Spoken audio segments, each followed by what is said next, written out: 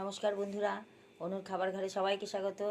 আজ আমি নিয়ে এসেছি দেখুন এরকম কুচো চিংড়ি, যেটাকে কাদা চিংড়ি বলে, ছোট ছোট এরকম চিংড়ি খুব ভালো করে ধুয়ে নিয়েছি আমি এই ঝুড়ির মধ্যে করে। আর তারপরে ধুয়ে এর মধ্যে দিয়েছি কাঁচা লঙ্কা কুচো, আর একটা আলু দিয়ে দিয়েছি ভেঙে, একটু আটার গুঁড়ো দিয়েছি, আর পেঁয়াজ দিয়েছি, হলুদ নুন দিয়ে আমি ভালো করে এটাকে আমি মেখে নিয়েছি। এরকম করে ভালো করে আরও মিশিয়ে নিয়ে আমি এখন বড়া ভাজবো। তাহলে এই চিংড়ি মাছের বড়ার ডালনা করব আমি আজকে। আপনারা বানিয়ে খেয়ে দেখতে পারেন, দারুণ টেস্ট লাগে। আর এটা দিয়ে ডালের বড়া দিয়েও ভালো লাগবে, ডালে আবার রসা করলেও বা ডালনা করলেও ভালো লাগবে। আর নিয়েছি পেঁয়াজ, কাঁচা লঙ্কা, আলু সেদ্ধ করে নিয়েছি। বড়া ভাজা হলে আলুটাও আমি ভেজে নেব। ভেজে নিয়ে তারপর আমি এটাকে একটু সুন্দর গোল গোল করে যদি আমি দিয়ে দিই, দেখতেও ভালো লাগবে আর ভাজাটাও সুন্দর হবে। দেখুন এইভাবে আমি একটার পর একটা দিয়ে আমি ভেজে নেব। আমি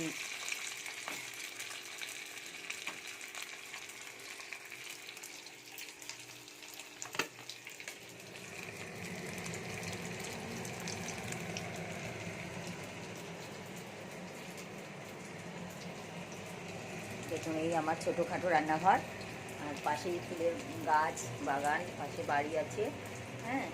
আর এটা হচ্ছে সিঙ্ক।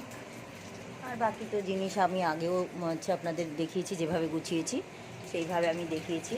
নতুন করে আমার রান্নাঘর সাজানো হয়েছে, হ্যাঁ। আর বিভিন্ন কারণে আমি এই কিছুদিন আমি ভিডিওটা ছাড়তে পারছিলাম না, কিন্তু এখন ভাবছি অল্প বিস্তার আমার যাই হোক, আমার শখ, এটা শখে আমি করছি। আমি কোনো পয়সার জন্যেই যে করব সেটা কোনো ম্যাটার করছে না, কিন্তু আমার খুব রান্না করতে ভালো লাগে এবং শখ, তাই জন্যই আমি এটা করি। যদি ভিডিওটা ধৈর্য ধরে দেখেন পুরোটা, ভালো লাগবে আমার। আর লাইক শেয়ার করলে আরও ভালো লাগবে, যে ইন্টারেস্ট আমার বাড়বে, যে আরও আমি ভিডিও বেশি বেশি করে ছাড়ি। আর ফেসবুক থেকে দেখলে ফেসবুকে পেজটি ফলো করবেন। ইউটিউব থেকে যদি দেখেন, ইউটিউব থেকে দেখলে পরে লাইক শেয়ার অবশ্যই করবেন। আপনাদের কাছে আগে আগে সাবস্ক্রাইব করে দিলে আগে আগে রান্নাগুলো পৌঁছে যাবে। আপনাদের কাছে অনুরোধ, ধৈর্য ধরে আপনারা একটু দেখুন, তারপর নিজেরা বানিয়ে খেয়ে আমাকে জানাতে পারবেন যে কেমন লাগলো। এভাবে আমি সব কটা বড়া ভেজে নেব। আর দেবো একটু জিরের গুঁড়ো, একটু গরম মশলা, নুন, হলুদ, লঙ্কার গুঁড়ো, আর কিছু নয়।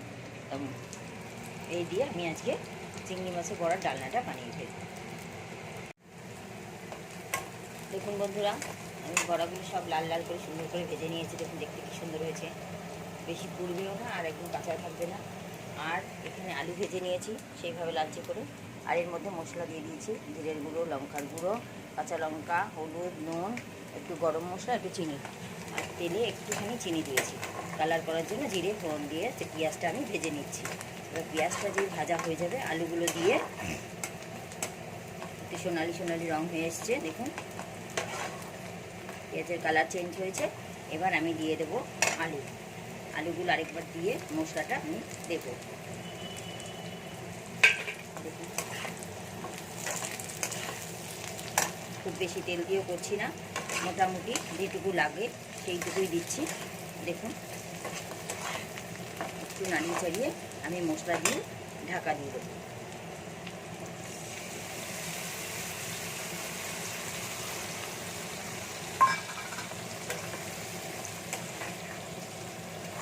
এইভাবে মশলাটা একটু কষবে, তারপর জল দেবো। জল ফুটে উঠলে আমি বড়াগুলো ছাড়বো। আগে মশলাটা আমি কষতে দিচ্ছি, এই জন্য মশলা দিয়ে আমি ঢাকা দিয়ে দেবো। একটা ঢাকা নিচ্ছি।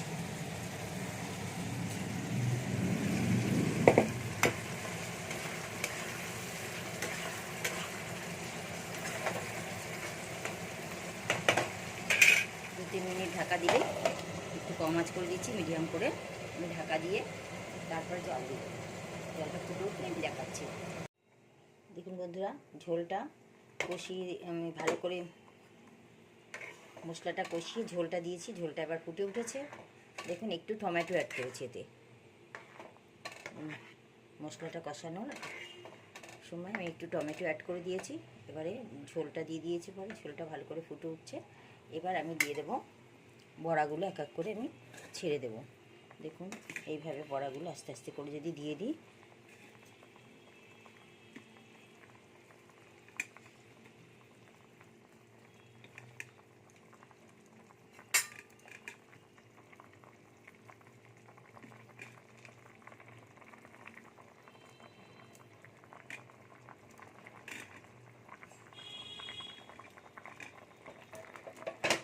দেখুন একটু একটু এভাবে আমি ঝোলে ঢুকিয়ে দিচ্ছি। কেন কি, যদি আমি এটাকে নাড়তে যাই হয়তো ভেঙে যেতে পারে।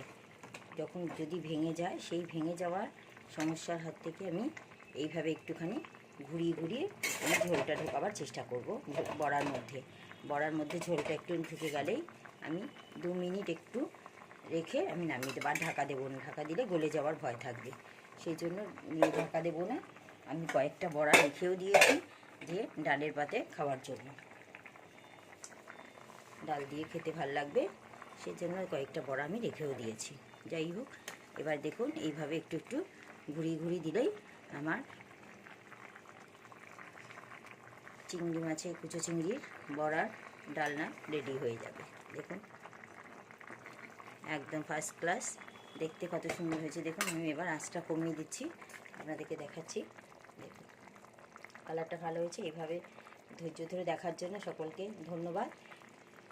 কিন্তু আরেকবার বলবো যে কেমন লাগলো বানিয়ে খেয়ে দেখে আমাকে জানাবেন অবশ্যই।